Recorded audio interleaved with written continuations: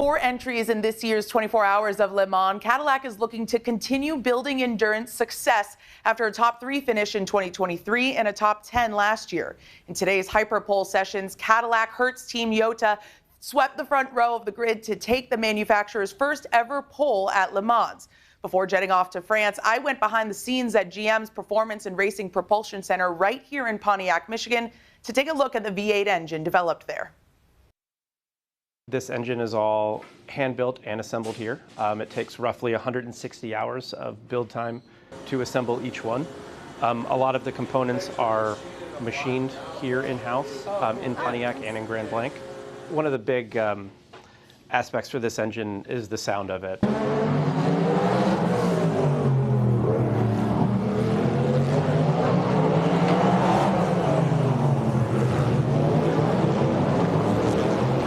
American V8s are known around the world for their noise, and they're known around the world for their power.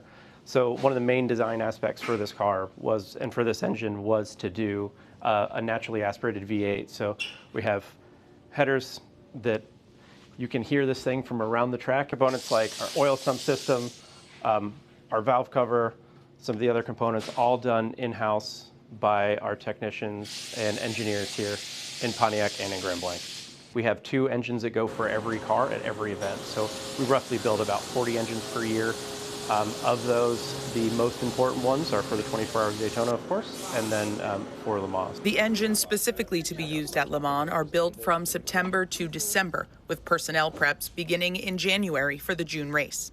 This year's been a year of learning, right? Coming in with our 2 IMSA teams with Wayne Taylor, as well as the Wheeling Cadillac. I think we're just taking our learnings race by race from the IMSA side, dedicating all those learnings over into our Le Mans prep. GM is taking about 50 personnel, just direct support for our 3 teams and across our 4 cars for Le Mans. So you can imagine it's a big effort.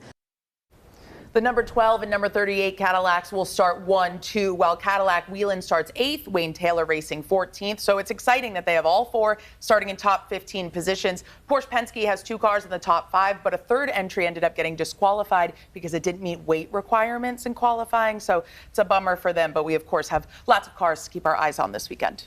Yeah, they'll be moving fast, so we'll have to watch all of them. Thanks, Rachel.